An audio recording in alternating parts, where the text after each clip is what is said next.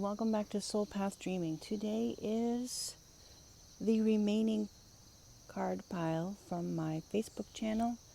Every Tuesday I put 2 piles and you come and choose which pile gets read aloud live on my Facebook channel at Soul Path Dreaming, and the remaining pile gets read here. Both piles are for your spiritual growth and development. This particular pile happens to be pile A. So let's hop right in.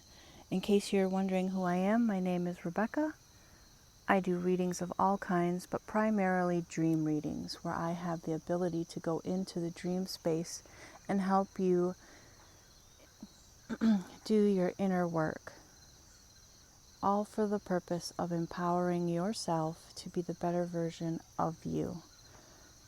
Basically, I give you the tools to help you do your shadow work. And as you know, shadow work is necessary in order to grow and heal. So let's hop right into today's reading. The first card for today is this beautiful Namaste card. And it looks like a lot of cells and organisms. So it says, infinite blessings. Blessings flow to you, to and from you, endlessly expanding in all directions, filling you with healing light that guides you upon your blessed path. Rainbow light flows from your heart, creating infinite peace. Oh, that's beautiful. That's beautiful. Okay. The tarot card that was chosen from today is from The Good Tarot by Colette Baron Reid. And it is, in this particular deck, she does not use reversals. And it is from, there's kind of a glare, Five of Earth. The Five of Earth. The Five of Earth is also the Five of Pentacles. But this particular card talks to me about where you are at in changing your abundance, or changing how you receive abundance. Do you feel stuck, stagnant? And remember, abundance can come in many forms. But for Pentacles, it is of material tangibility. So this card says in the book, alternative forms of abundance, the illusion of lack, overlooking treasures. It is not all that it seems. So this time it is to look again. A change in perception can bring into focus a result. What we draw attention to grows. I count my blessings and realize I have far more than I thought. I have come far in my quest for building up what I need, and even an opportunity for experiencing abundance awaits. So, questions B that we are starting the reading with. How can you take what blessings you have, knowing that you are blessed, build that on what you already have in the tangible reality? What do you already have at your disposal? The next card is the lightning card. And the lightning card is from the Mystical Shaman. But if you look, this is a person. And right here, all that is swelling and being charged. And right behind here is a tree. So again, we have, this is a tree, this is a tree, there's a tree, all tree behind here. So if a tree, metaphorically, is your house, your life root, how are you building up all this swirling energy for you to create? It is also card 30 for my numbers people. I just recently got this deck at the beginning of the summer, so we're still trying to build a relationship with it.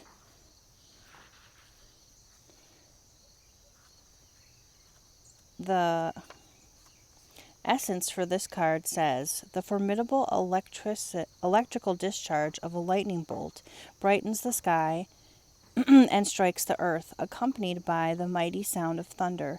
This phenomenon has a positive effect. The lightning illuminates the earth and the psyche, but there is a destructive side as well. The bolt can also burn and even kill if it is too strong. The forces of the upper world are investing their gathered energies to ignite you with new inspiration and creativity. Allow this gift to awaken, to take root in your being. The medicine for this card is, life has gifted you with a destiny that is in alignment with your passion and in your harmony. All existence on earth. Now lightning has come to jolt you into and accepting your destiny. This is a time for this is a time to be courageous and daring. So far, these cards are talking about a blessing is going to flow to you. And if you're like, hey, Becca, I don't know what that means. These two cards alone are asking you for change. 5 is the number of change. 3 is the number for co-creating or creating with others. How can you take Earth, Pentacles is our gifts. How can we take our gifts, what we innately know how to do, or what we have learned to do, self-taught skills, or have created a practice for ourselves, and how can we create this electricity within inside of us to make more? Y'all, there's a big spider right here next to me. I'll just show you. Look at it. Which is interesting because the next card is card 32, the Jeweled Web Connectivity. So this card talks about creating with others. How can you create with others? Do you have the position to create with others? Are you in an energetic field where you feel like being with others will allow you to co-create, or do you have blockages there where you are maybe suggesting to yourself that you can't really be around people right now? Look at that.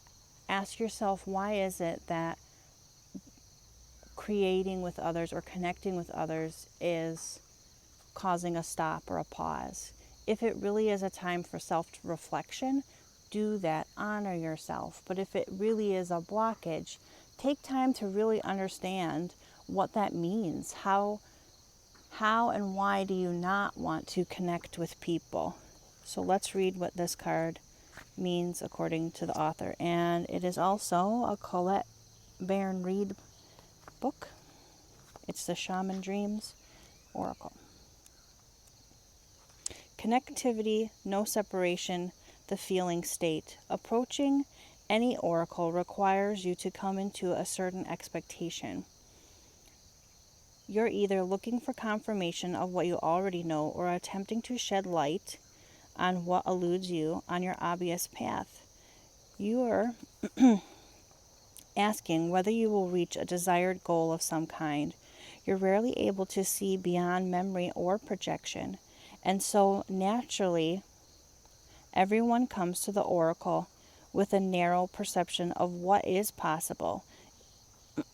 Imagine that the answer to your question is not landing on a particular destination, meeting a goal, connecting to a special lover, reaching an endgame, or experiencing anything specific, but instead you're discovering a shimmering web of jewels you didn't know existed. The world is interconnected, and in living in a web of energy, it's possible to know how it isn't possible to know how any of it works, but know this: what is in your highest good is a sparkling jewel that lights up for you with any possibilities.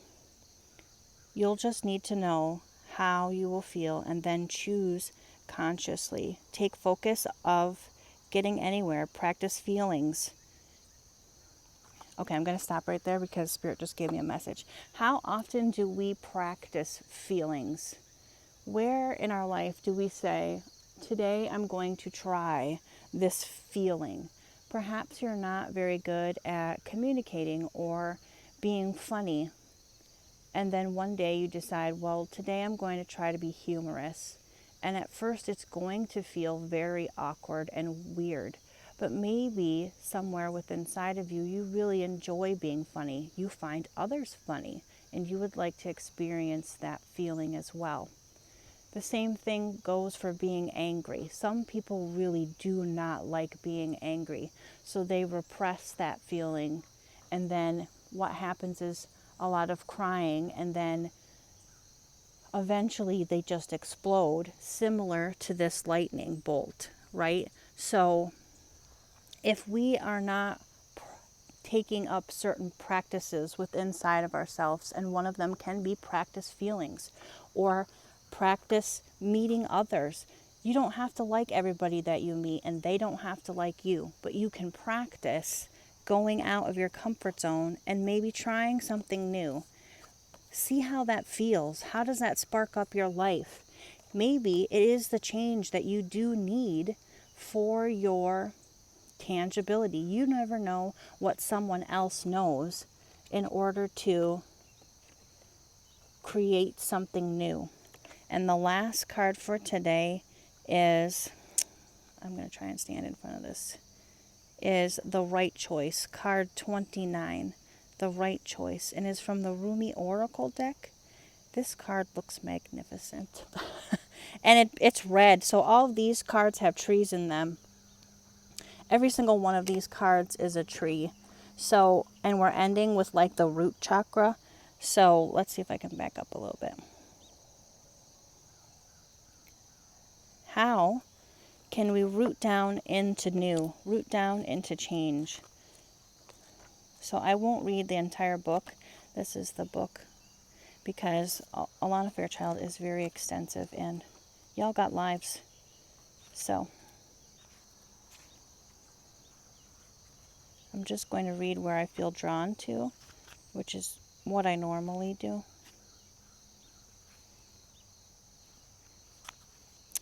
So I will read the poem by Rumi. The Right Choice. Stay close to those who know about the heart. Choose the shade of the tree that is in constant bloom.